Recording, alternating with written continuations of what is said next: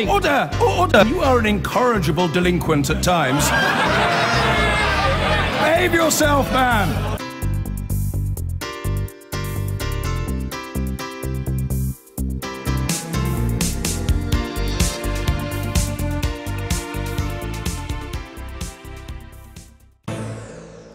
And with us on our panel, the Conservative Home Office Minister Ben Wallace, the SNP Home Affairs spokesperson Joanna Cherry, Labour's Shadow Foreign Secretary Emily Thornberry, the Financial Times columnist and editor of Money Week magazine Marion Somerset Webb, and the actor who campaigned for Scottish independence in 2014, David Hayman.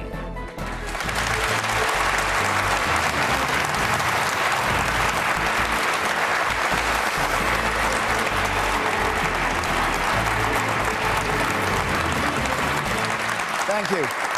Thank you very much. And just remember at home, you've got Twitter and Facebook at your disposal. Our hashtag is BBCQT. You can follow us by searching for BBC Question Time. If you want to text 83981, press the red button to see what others are saying. Right, let's get going. Our first question from Eric Holford, please. Eric Holford. Is the leaked Labour manifesto an attempt to drag Britain back to the nightmare that was the 70s?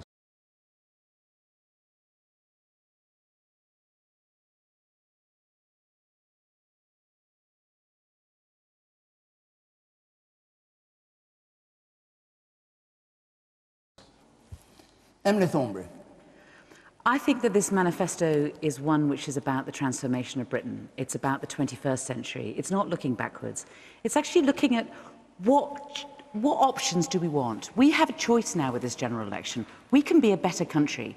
We can be a country where we don't need to have nurses going to food banks anymore, where we have a national health service that has sufficient funds, where elderly women are have a visitor in the morning from social care that will get them up, at breakfast time instead of having to wait until lunchtime.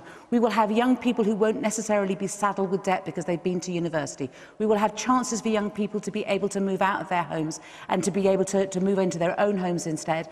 We'll have a world where if you get a job in the city, you're not afraid of having to pay all that money that you're having to pay at the moment to private train companies, frankly quite often owned by other countries. And we will have a train service which is owned by Britain instead.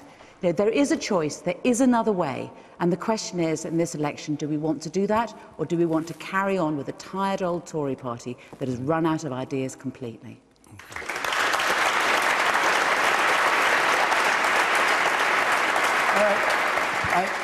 I take it from what you say that it was accurate, the leak that came out. That is the manifesto, without the money. Well, no, what it was that it was an earlier draft. In fact, I think it was a couple of... Were you there today when it was... I was there today. Changed much? There was the leak was a couple of earlier drafts, actually. Did it change a lot?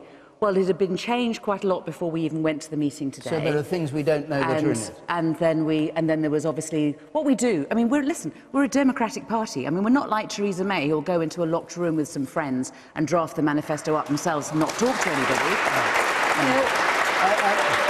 I don't want to compare manifestos. I'm just trying to check the veracity. And all I'm saying is that we're a democratic party, and obviously in those circumstances, when you consult a lot of people, you might get somebody who, for whatever reason, thinks that it's somehow clever to draft some sort of early, to leak some sort of early draft unnecessarily.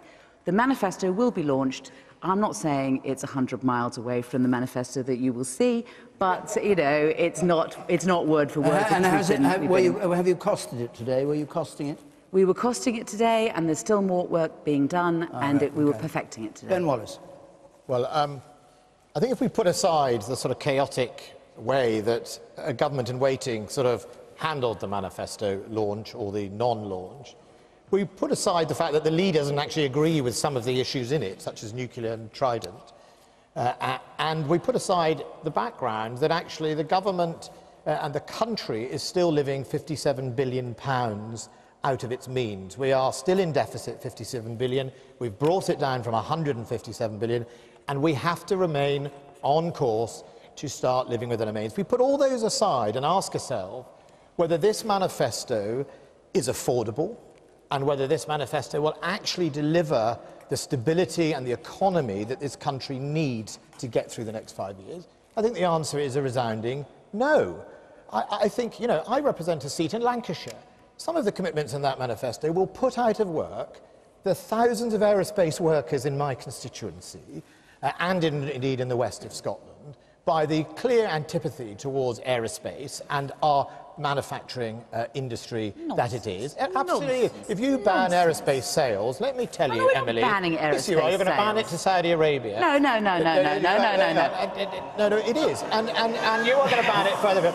Hang on, you know, Jeremy Corbyn has a strong, long-held antipathy towards the aerospace industry, and it is absolutely clear that what's going to happen is this manifesto will risk Britain's stability. It is completely uncosted. Emily talks about there's some more work being done. They're busy outgrowing the money tree to try and make up the money.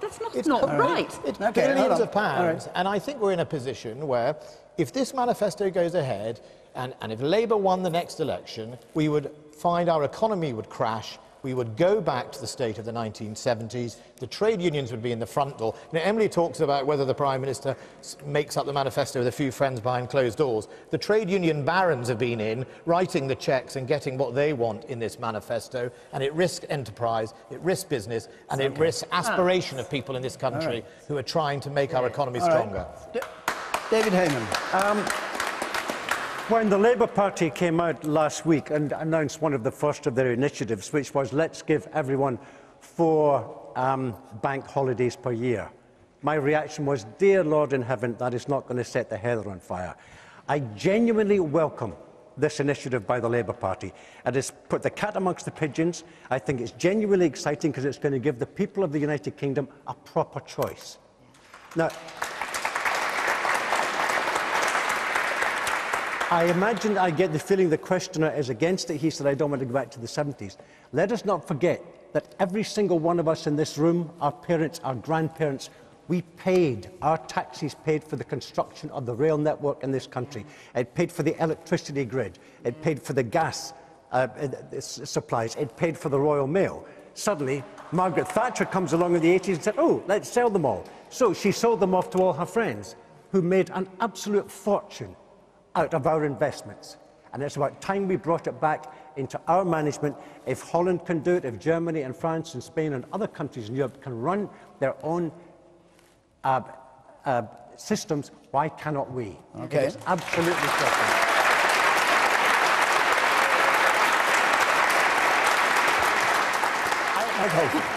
I'm old enough to remember the 70s just. I was young by then. I remember when we had trains that were dirty, smelly, and couldn't run on time at all. Well, I remember the times when we had unions that would bring down our government, our democratically elected government. I remember the winter discontent. I remember the 3-day weeks, the power strikes, and all of these things. And I don't want to see us go back into that. You say it's a tired old Tory government, but it's a Tory government that brought us out of that and gave us a strong economy. Sorry, you go on. Too far now, I think. Now you're saying, now we've gone too far. Yeah. Look at the NHS and everything now. Now we've gone. Well, now we've gone right. We've got, I believe, privatisation, rail fares, I believe, roughly about 383% increase. Yeah. Since private, that's 380. You work that out. Talk about nurses in food banks. My daughter's a nurse, 26 years old. She earns 50% over the national average wage. Yeah. She is a perfectly good. That's one person. Okay, I'm talking about other people. Eric speak. She's a nurse like any other nurse. But not all she goes to work same. and she gets paid.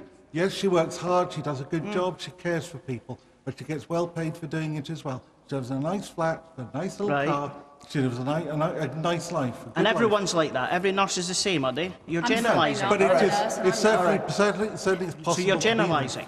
No, I'm being specific. Okay, you two. Let's come back to the panel. Joanna Cherry. No, thank you very much. Well, I think it's a real shame that the Labour manifesto has been leaked in this way, because it has enabled the media to focus relentlessly on the Labour manifesto for the whole day, rather than the real issue in this election, which should be the record of the Tory government at Westminster. What this election should be about is whether you want the hard Brexit that Theresa May is going to deliver and the effect that will have on jobs and the economy. And this election should also be about the Tories' record on austerity, the fact that, as people in the audience have already said, low-income families are having to rely on food banks, Disabled people are having their mobility cars taken away from them, and hard-working, low-income families now have to cope with the cap on child tax. Can you address Eric Holford's question there, which is about, well, his question was whether the Labour manifesto specifically is dragging Britain back to the 70s. There are many things in this manifesto which I welcome because they reflect SNP policies that are already in place in Scotland, such as no tuition fees, free school meals and votes for 16 and 17-year-olds. And I agree with David. If other countries in Europe can have their rail systems nationalised and can run efficiently, as all of us have experienced when we travel in the continent, why can't Britain's? But I think the real issue about this leak is somebody inside the Labour Party has done this, and it shows how divided and chaotic they really are. The motive being what, do you think? Many of the MPs don't support the policies that are in this manifesto. Take Trident, for example. Hang on, what do you think the motive is, if you say it's been deliberately leaked? I suspect the motive is by somebody on the right of the Labour Party to further undermine Corbyn. But that's just my suspicion. OK, but in fact it's drawn attention to it, hasn't it? But the reality is that many of the policies in this manifesto are not supported by the Parliamentary Labour Party. Equally, Trident renewal is in the manifesto. Emily doesn't support Trident renewal, and the Scottish Labour Party voted against Trident renewal. So what this illustrates is the chaos and the division of the Labour Party. The woman here. I just wanted to make the point about the railways. Yes. In terms of my understanding is that the railway companies, the private ones, receive 4 times as much funding as the ones as British Rail did in the 1970s and 80s. And these private companies receive that subsidy, and then a lot of these are actually offshore companies. So Virgin is registered in the Virgin Islands. You want the railways nationalised, renationalised? Absolutely. Yes? And joined up so that when you buy a ticket in one place, you can just get a ticket right through. You don't get different prices. Is that the most popular policy in what's come out today for you? Well, actually, the main policy about protecting the most vulnerable people, because the UN has already identified that the welfare policies are an aggressive policy that takes away the rights of disabled people. OK, Marion Somerset-Webb.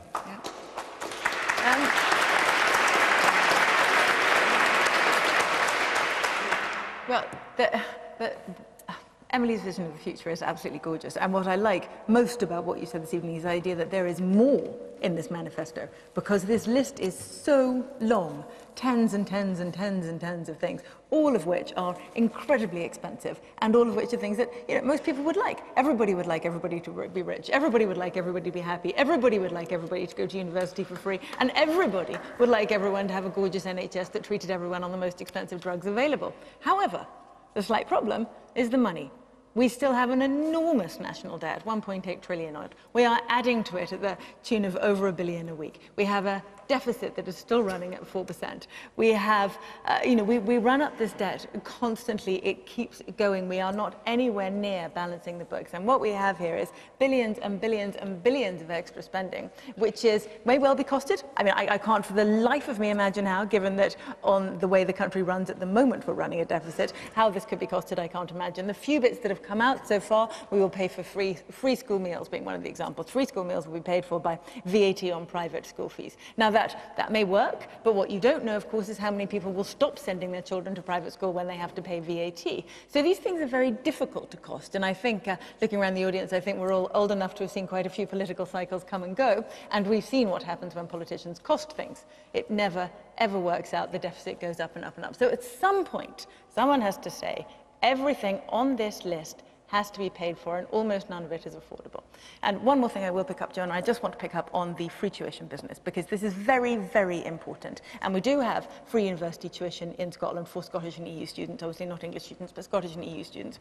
And we have found here that it doesn't work in the way that we would hope it would, i.e. it doesn't reduce educational inequality. So if you come from a wealthy family in Scotland, you are 3.5 times more likely to apply to university through the UCAS system than if you are a disadvantaged student. So you're suggesting in the UK, tuition fees. In the UK, you're suggesting we should reintroduce tuition fees so that people can be more equal. I'm in the middle of a sentence, David. Yeah, I'm in the middle of a sentence. She's picking you up on what you're saying. I haven't finished my sentence. You can take an intervention. In England, it is 2.5 times. Yes. In England, it is 2.5 times where there are tuition fees, and we have seen applications. What is 2.5 times what? Oh, wealthy to disadvantaged. You're 2.5 times more likely to apply if you are wealthy in the UK in England than disadvantage. In Scotland, it's 3.5 times. So what we're seeing here is that the policy of free tuition has not had the desired results. Okay, and that really matters. Can I just say, there's one simple answer.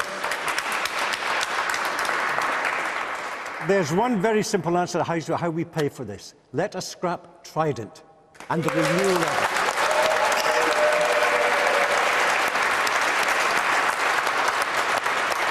That will release something like £100 billion over 3 years. Let us sell the ridiculous aircraft carriers we've built at the cost of £3 billion. We can't even afford the aircraft to go on them. Okay, just before I come to the gentleman there, simple. Ben Wallace, if we scrapped Trident and sold aircraft carriers, would that pay for what Emily Thornberry has been describing, in your view? No, half of it won't even come close. I mean, let's example. One of the pledges is to nationalise National Grid. Right? The UK proportion of National Grid is valued at about £23 billion.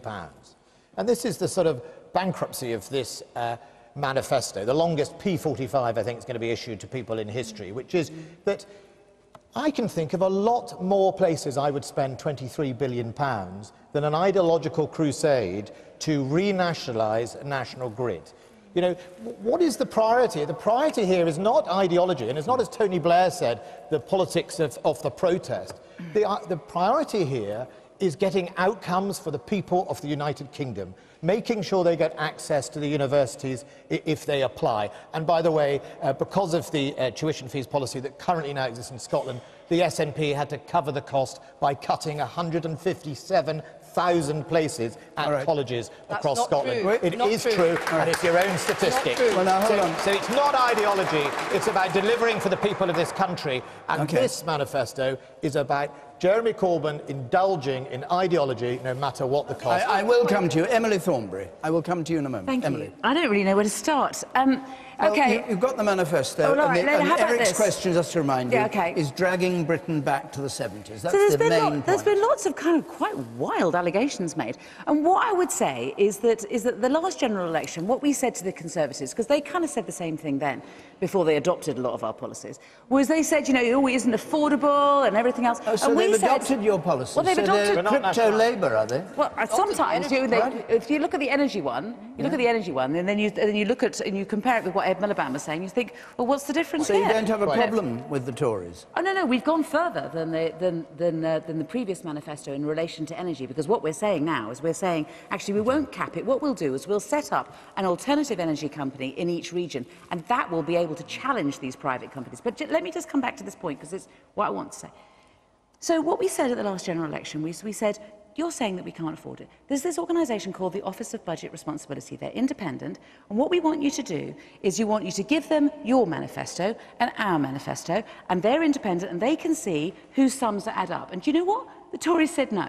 And so this time round, we've said, I'll tell you what, this time you're going to say the same, you know, we're going to make the same ridiculous allegations. Let us give you our manifesto and the Tory manifesto, and let the Office of Budget Responsibility look at it and see whose sums make up. Now, the question, Ben, is why won't you let us do that? Because you're just going to carry on saying these things. We want an independent body to look at our manifesto and your manifesto and look at the sums. But Emily, why are you saying no? Emily, well, Emily,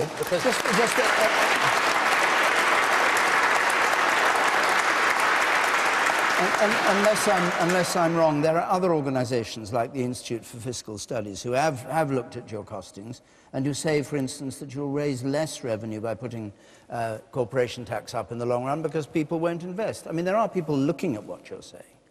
Well, the question about corporation tax is, first of all, the Tory government want to cut corporation tax. We already have one of the lowest corporation tax rate of the G7, and what we're saying is that we will raise it. We will not have that cut, and we will raise it, but we won't be making it any higher than any other of the countries in the G7 area, and that will raise a large amount of money that we can pay for a national education service, and that will help companies because they'll have better qualified and more productive staff as a result. All right, I want to go to our audience for a bit because we've heard a good deal from... Yes, you up there. Yeah, there just seems to be this myth about national debt as a percentage of GDP.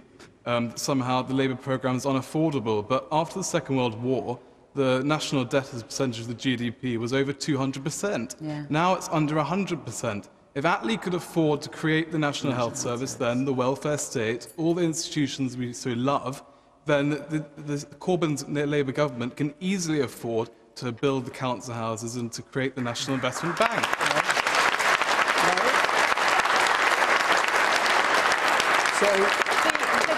Increase the national debt. The question of the national debt after the Second World War is a really interesting and very important one, because that is the last time that we did have our national debt at a level anywhere near equivalent to where we are now.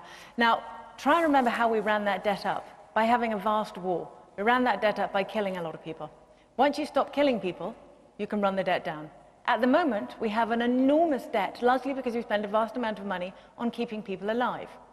Now, we don't want to stop doing that, do we? Nobody says what's the problem. So it doesn't run away in the same way. You can run the debt. Why can't you just have a bigger debt? Okay, well, debt? how about 8% of our tax revenue at the moment? 8% of tax revenue is spent on servicing our debt. Anything wrong with that? Anything wrong with that? Well, it's not spent on anything else, is it? So, you know, people but out you there... get the money from the debt, as he said. People out there working, paying taxes, know that this large percentage of what they pay goes straight into paying interest. Joanna Cherry, you in favour of the national debt going up or down? Well, I think the point the gentleman in the audience makes is a very interesting one. But of course, what we need to remember is that there's this myth has grown up that in some way the Tories can be trusted on the economy. The Tories have missed all their own targets on the debt, deficit and borrowing.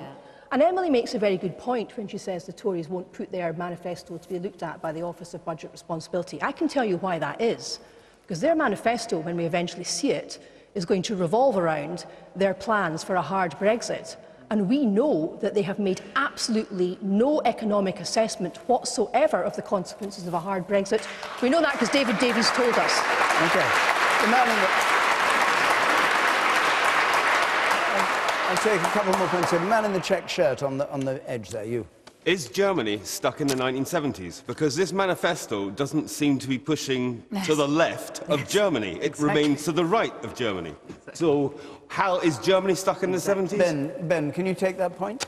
Well, I think Germany doesn't carry the weight of debt or deficit that we do, and we should all be concerned that we should continue the direction of living within our means. It is absolutely... Taxes and giving away to billionaires and not collecting taxes from transnational corporations. The biggest expenditure a government spends after things like the NHS and pensions, the fifth biggest expenditure, it's not education, it's not transport, it's not the police, it's debt interest on the national debt. It's £46 billion of money I can't spend, or nor can anybody else spend, on all those goodies that some people think are in the Labour manifesto. We have to live within our means, and we have to continue to do that. And I'm afraid to say, you know, that the government's record on the economy is strong. The government's record has created 2.8 million. Well, you might not. It's 2.8 million pounds. I mean, unless Emily wants us to cut the debt even faster, we have reduced the deficit by 100 billion. I want you to give up on the politics of austerity. That's what I want you to do. Your idea has just not worked over the last 7 years. One at a time. All I'm saying is that I want you to stop the politics of austerity, where ordinary working people have to continue to have their services cut in order to be able to pay the debt. And guess what's happening to the debt? The debt continues to go up because we have to borrow to invest in order to get our economy going. That's the point. We cannot just go on like this. We're flatlining. Okay. Emily wants us to go back to the days when Dennis Healey gets called back from the airport by the IMF to balance that, because their relationship with debt is carry on spending. Got nothing to do with Dennis Healey. Someone else will keep spending. That's the reality, and we can't get away from the record. The woman up there at the very back. No, the woman behind you there, yes. We need to raise taxes. We need to raise corporation tax. We need to raise taxes. And all parties say, we'll raise higher taxes for people who earn 80,000 or more. That is not even going to get anywhere close. Half of us don't even earn just over 20 odd grand, never mind 80. We need to be raising taxes for people who are earning 35, 40,000, never mind 80. You want a huge wave of tax increases? General population will pay more tax as long as it goes back into certain things like the NHS and things like that. Okay. We would pay more taxes, but saying that we're going to raise taxes over £80,000 or more. Okay, and you, sir, in the third row here. I find it very curious that whenever anybody announces any policies that are remotely progressive, that the right always say, where is the money coming from? But I find it very hypocritical that the money is always found to bail out the banks, it's always found to start wars,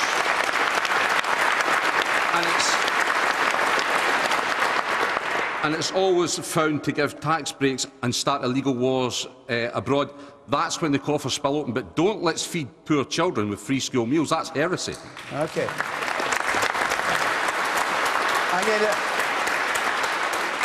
I want to move on. We've got more questions. I'll just come back to you, Eric. You asked the question. What do you make of what you've heard? I'll say one last thing.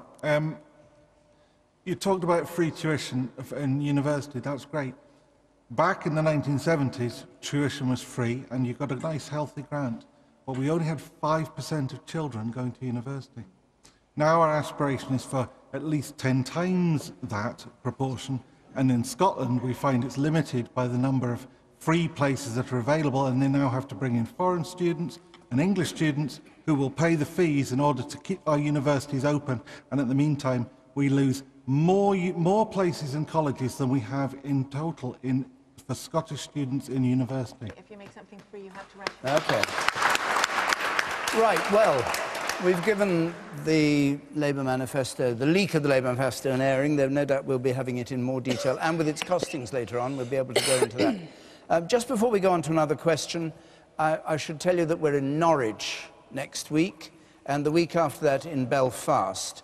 And then I particularly want to draw attention to two special question times. The first is in York on Friday, not the usual Thursday, the 2nd of June, where a question time audience will put questions to the Prime Minister and to Jeremy Corbyn, not, however, at the same time.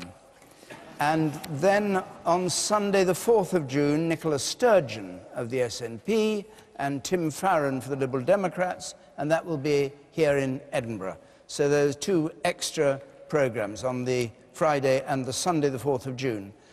The details on the screen there, if you want to come, and I'll give them at the end in more detail. But let's now move on to another question. This one from Paul Goodall, please. Paul Goodall. Will a Conservative advance across Scotland halt a second independence referendum? Conservative advance across Scotland, which we saw in the local elections, will it halt a second independence referendum by halting the SNP? David Hayman, what did you make of the local elections and the effect on Scotland if it's carried through into a general election? Well, last week was extraordinary. I think the people of Scotland were laughing themselves silly. The fact is, SNP increased their vote by something like 108,000 people. They increased their seats by 6. They are the largest party in 4 of Scotland's largest cities, and they won Glasgow. I think for a government that has been in power for 10 years, that's an extraordinary statement coming from the people of Scotland.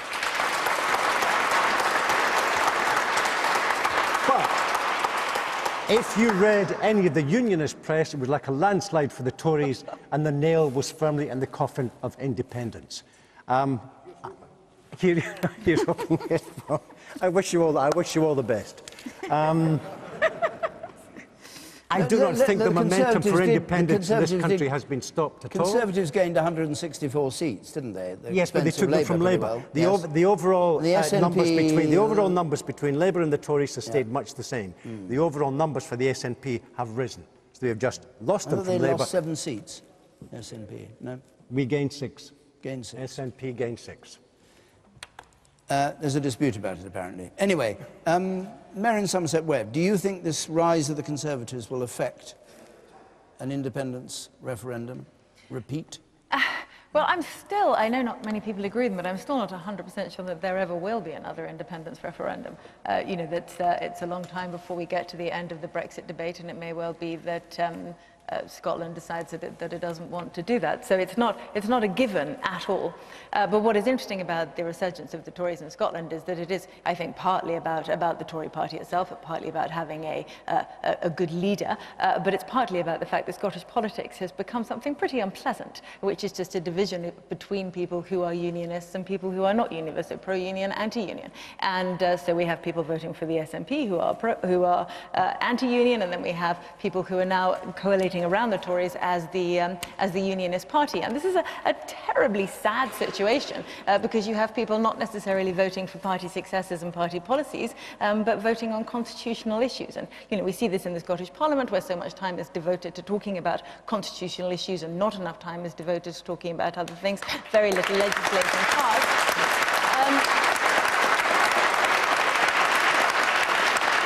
And I think it's become a very sad thing. And when I look at, you know, I know, for example, that Joanna and David very much want independence, and I know that, well, I assume because other SNP politicians tell us that they very much want independence, they must want it. But if I was, say, Joanna, or say an SNP leader, one of the things that I would be doing would be trying to build a great country, a great place, so that people would want to have the thing that I'm offering. I would build it and wait for them to come, rather than go on about it relentlessly and try and kick them into coming along with me. So,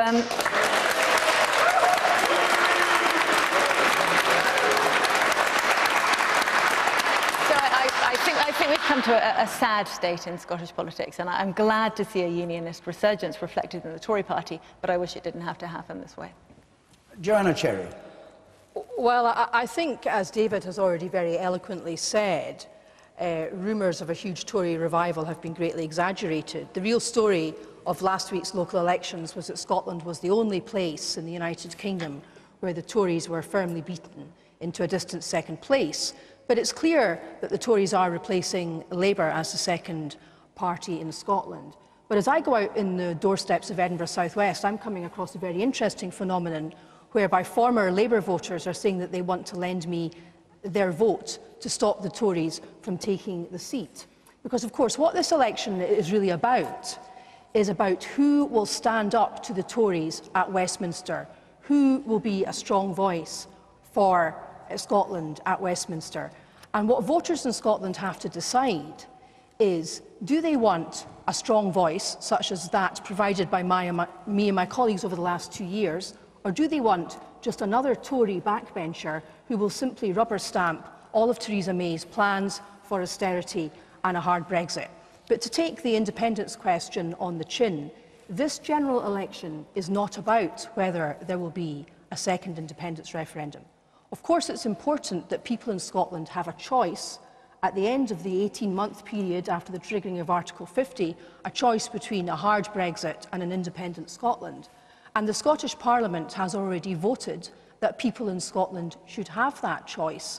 And polling shows that people in Scotland believe it should be up to the Scottish Parliament whether or not we have a second independence referendum. This second independence referendum hasn't just come out of a void. It's come as a result of Scotland facing being dragged out of the European Union against her will. Now, people like Merrin, who were active in the No campaign during the last general election, made a promise to Scots that the only way to guarantee our EU citizenship was to vote to remain part of the United Kingdom. That promise has been broken. So, of course, Scots should be given a choice when the time is right. But, of course, the issue in this general election is, do you want to give Theresa May a thumping majority so she can do whatever she likes without any scrutiny, or do you want strong voices that will stand up? And in Scotland, those strong voices that will stand up against Theresa May are the SNP. Okay.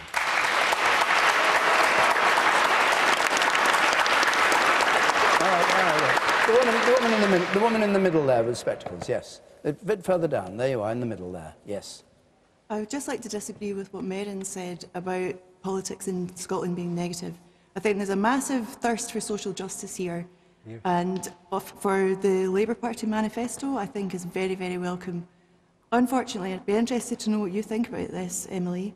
The Labour Party has positioned itself in Scotland as a vote for Labour being a vote against independence. I feel really torn down the middle. I'd love to vote for Labour, but I really don't know what to do. But you want to vote for independence, you mean? Yeah.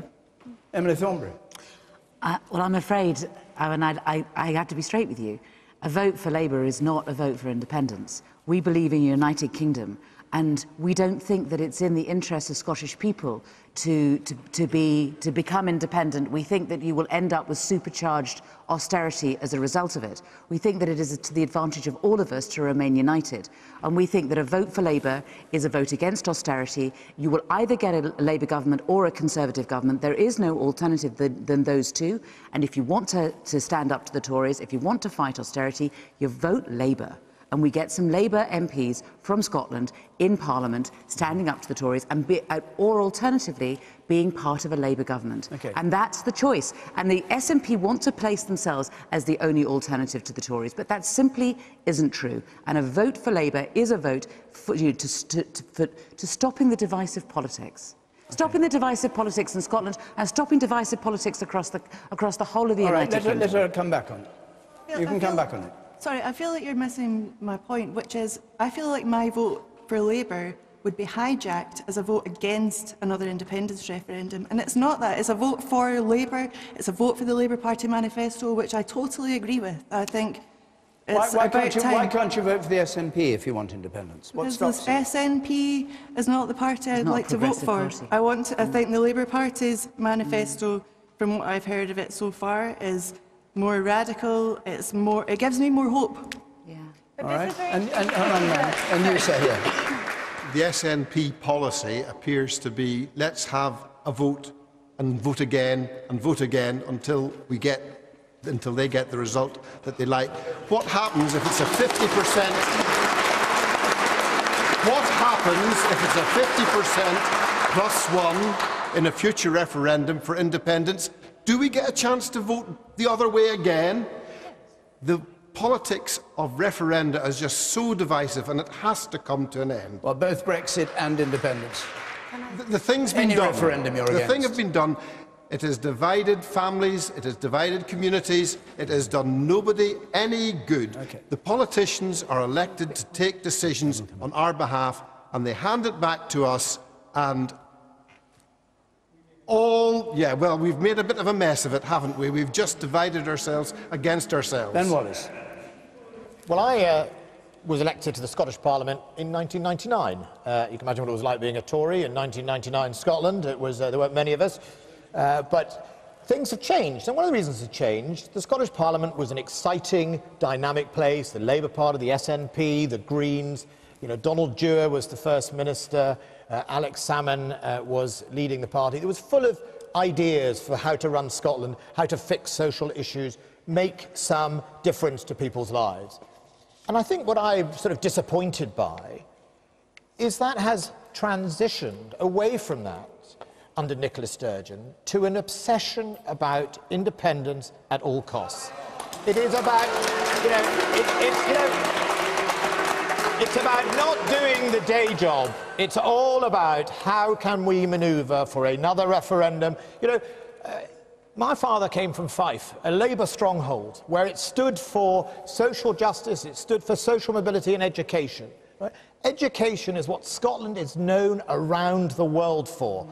Well, I'm afraid under Nicola Sturgeon we saw the literacy rate only this week. It has been a disaster because Nicola Sturgeon can only focus on independence. The day job is being neglected, and whatever your politics are, Ruth Davidson is providing a solution to do that. No one knows what Labour stands for anymore in Scotland, and it's either the SNP or it's Ruth Davidson, and she has done a fantastic job in making sure that you may laugh, but the people of Scotland are already showing that they agree that they want to put people in Parliament and the Scottish Parliament to deliver policies that make a difference to their life every day, right. not indulge in Can I referendum. ask you a question? Why was the Tory leaflet put through my door on last week's local government elections all about independence or not? It was all about the constitutional issue. Nothing at all with local government. And yet, the leaflet I got from the SNP had a detailed programme of what they wanted to do in local government.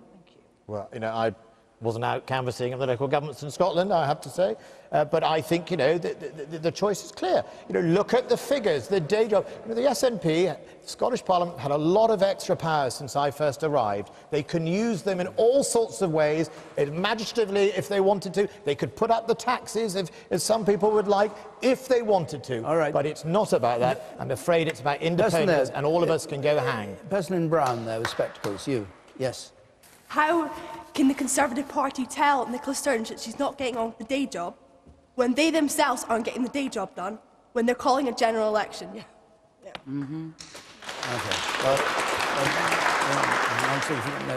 Okay, look at somebody else. You, sir, in the middle there, yes. Yeah, it was just in response to what Emily said. This lady, voiced her concerns about the Labour Party and why she can't support them. And your answer was, to paraphrase, we think that it's wrong for the Scottish people. I'd like to say that that's exactly the kind of attitude that's got you into this sorry state of affairs that you're in now in Scotland. Okay. Right, I'm going to go on. I want to take a question from Amelia Dole, please. Amelia Dole. As a young person, why should I find the UK an attractive place to live after Brexit? What do you think, actually, yourself? What do I think? Yes. Well, I mean, as a student, I'm quite worried about universities and how they're funded, and also schemes like Erasmus and losing them. So you're worried about the way that the vote went? Yes. Merryn. Well, it's an interesting one. I speak to a lot of students who are really worried about all sorts of things that I kind of suspect they shouldn't be worried about. Because, you know, we've got a long time now, 1 or 2 years, maybe 3 years, maybe 4 years, maybe 5 years ahead of us to arrange how we will be leaving the European Union and to make transition arrangements. And I suspect that most of the things that you're worried about won't change at all during that period, and probably won't change at all beyond it. You know, we had arrangements with universities in Europe long before we were in the EU, and the, you know, things like Erasmus, etc., may well continue. You'll still be able to study abroad in exactly the same way that my mother went to university in France in the 60s, and that was before the European Union. All these things will continue. I don't imagine there will be any difference in terms of freedom of movement if you're not working. If you are working, there will be differences that will come under various A young person allowances, becomes a middle-aged, becomes an older person, and she'll become an older person, become a middle-aged person, have a family and all that. What's attractive about Brexit?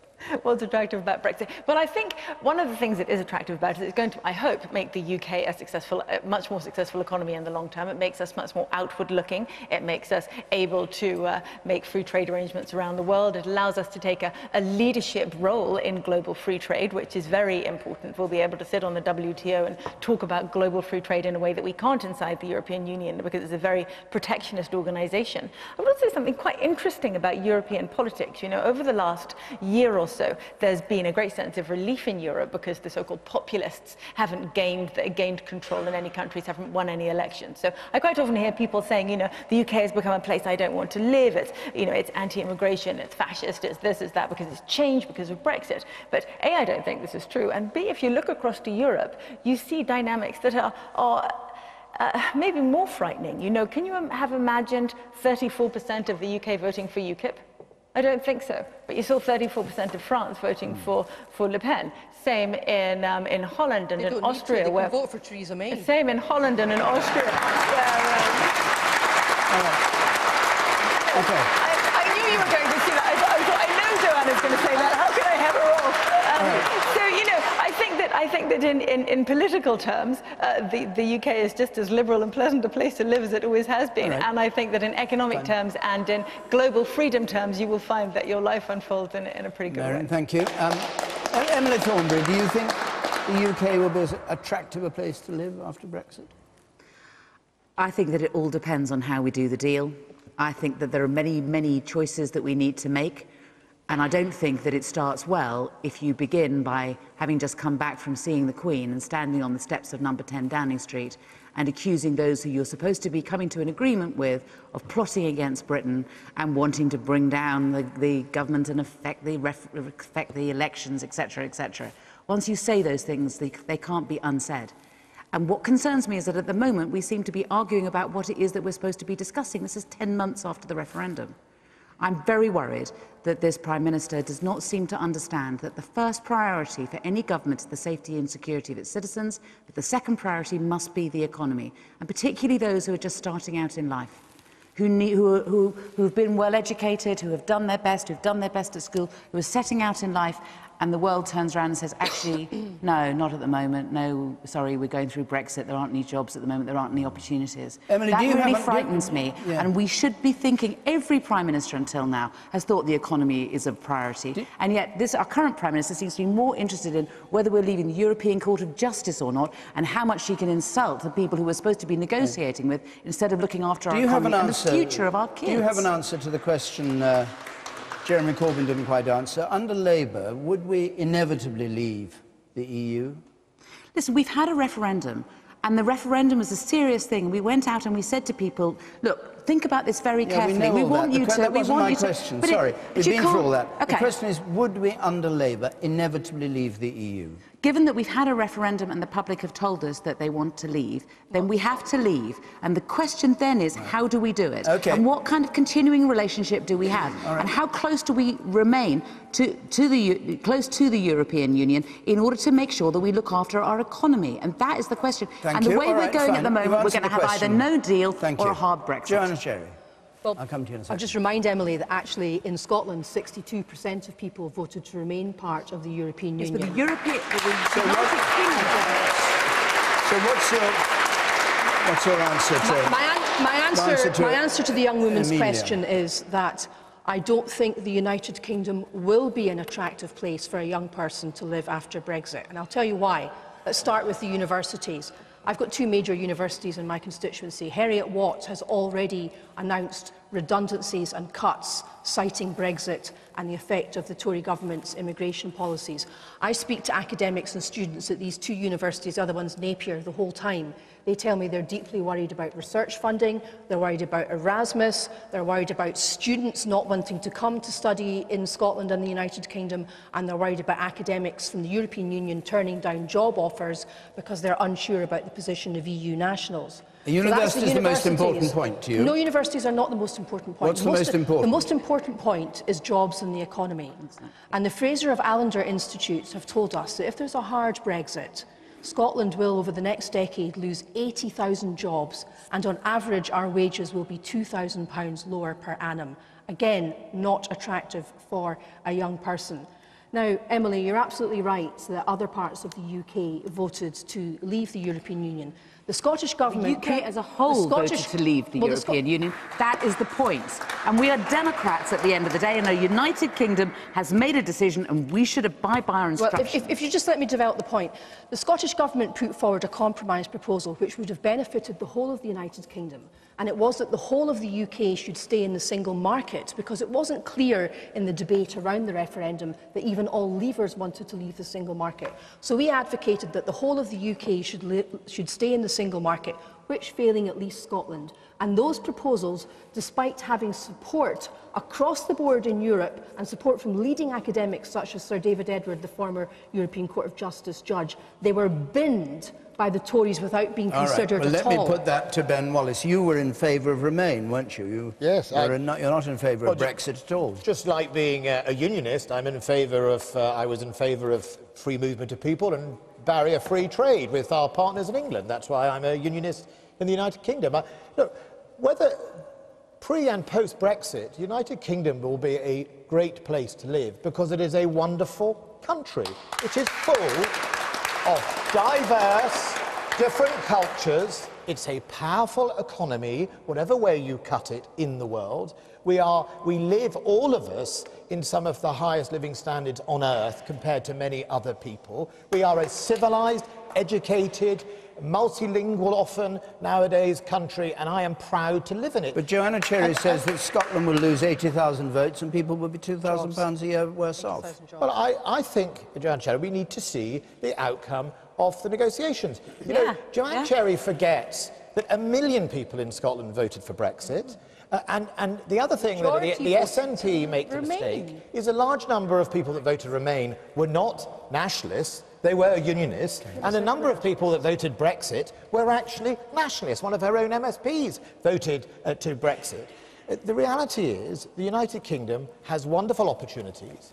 We will be able to work, I think, in many parts of Europe and the rest of the world. There will be other opportunities that will come along if others don't, in other parts of the world, because we will be freer in some areas we haven't been in the past. And I think we have a great future. And Britain has the power and the people to make a great future for this country. So I don't think anyone should worry, and I definitely don't think people should talk down this country, Emily, about whether or not it's going to be a disaster. It's going to be okay. We are going to get there, and in the long term, I believe some great opportunities. Well,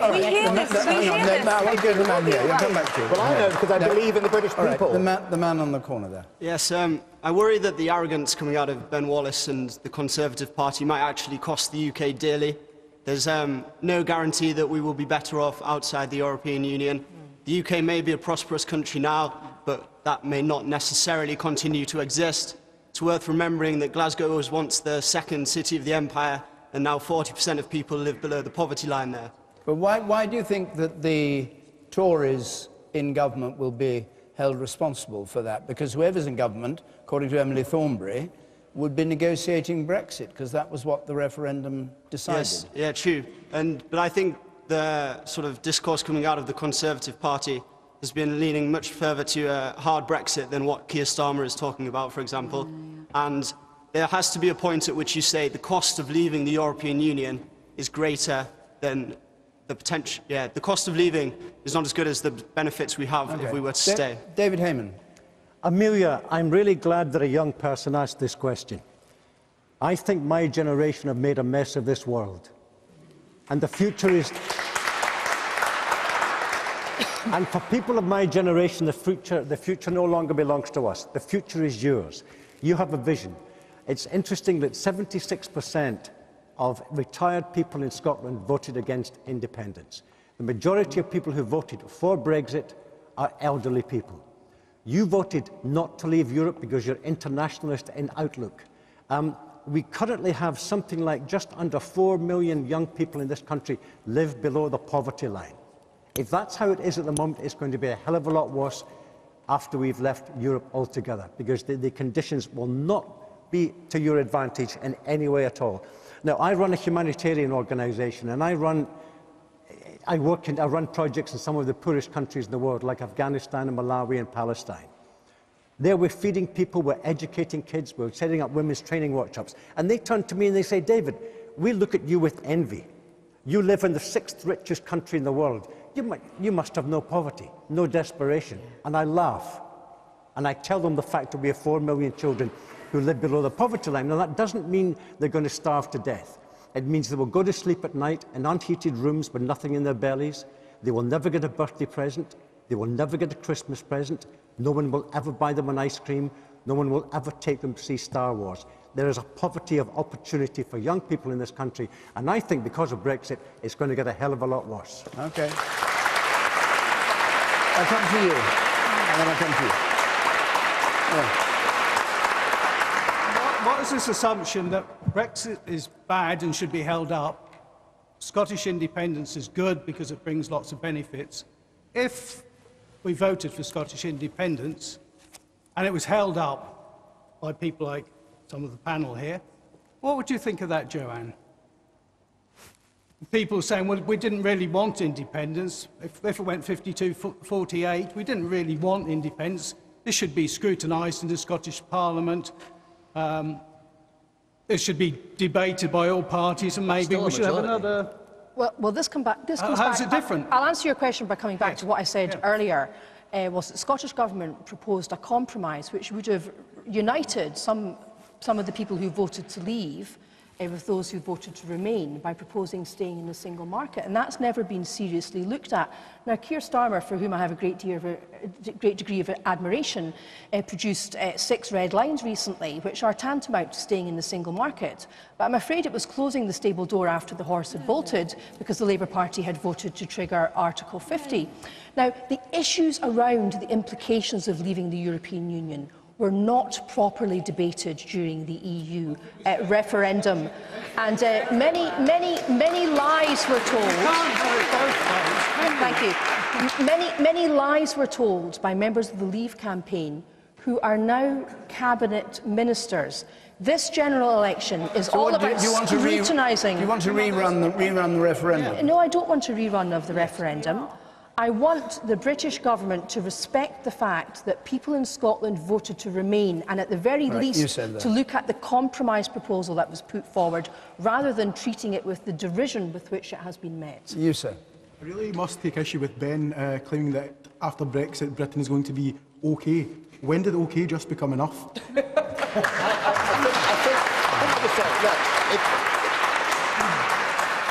There is this assumption that those people within Europe, it's automatically going to be better off than the United Kingdom. You know, if you are a young Spanish person under the age of 25 who is facing nearly 50% unemployment, You may be asking yourself, actually, whether the European Union is working for you. If you're a Greek who is finding it particularly hard to get through life, you may be asking yourself whether the European Union is actually all it's up to be for them. And there's this assumption that by leaving, somehow we're automatically going to be worse off, and that it's guaranteed that if you stay in the European Union, everything's going to be fine. You know, there is poverty in the European Union, David. There's poverty in nearly every country in the European Union. It doesn't disappear if you join the EU. Can you answer the point that Joanna Cherry made? Why has nobody given serious thought to the idea of remaining in the single market?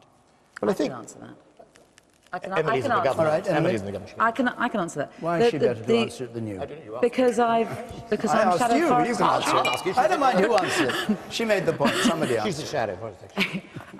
We've looked at this. We've looked at it very carefully in the Labour Party, and the difficulty is that because we're not Spain, we're not Greece. We have a highly developed, complicated, large economy, and there is great difficulty in us remaining in the single market and leaving the European Union because our economy is so complex. We do need to have our own free trade agreement, that nothing else will work. We have looked into this, and it is to the advantage of Britain, therefore, to have a free trade agreement, but one that works for our economy first and foremost. And can I just say this?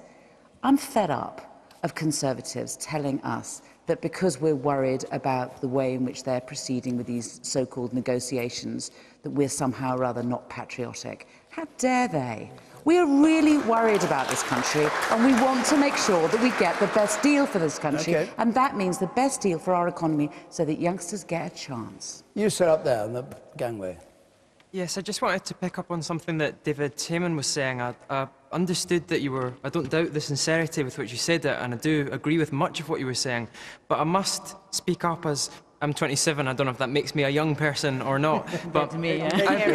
You have to speed up to be 28 by the time the programme ends. Indeed. I voted to leave the European Union, and I resent the implication that automatically by voting to leave, I'm not internationalist and outward-looking.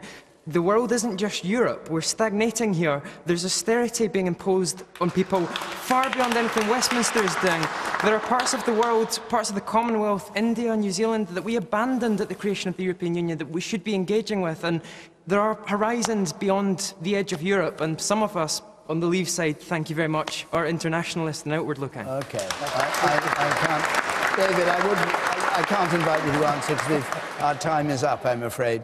Unless you want to answer. I'm told you can answer, because we've got a bit more time than we thought. David. It came into my head, a quote from one of my great heroes, no longer with us. One of the great spiritual and moral and political leaders of the 20th century was Nelson Mandela. And he said two things that always ring true with me. He said, what counts in life is not the mere fact that we have lived, but the difference we make to the lives of others. The second thing he said was, overcoming poverty is not a task of charity, it is an act of justice.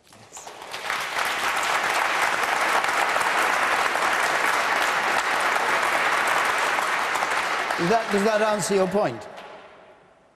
That wasn't a direct answer to you. Okay, fair enough. I was going to say that's admirable, and I've not said anything that disagrees with that. Okay. We have to stop, I'm afraid. Our time's up.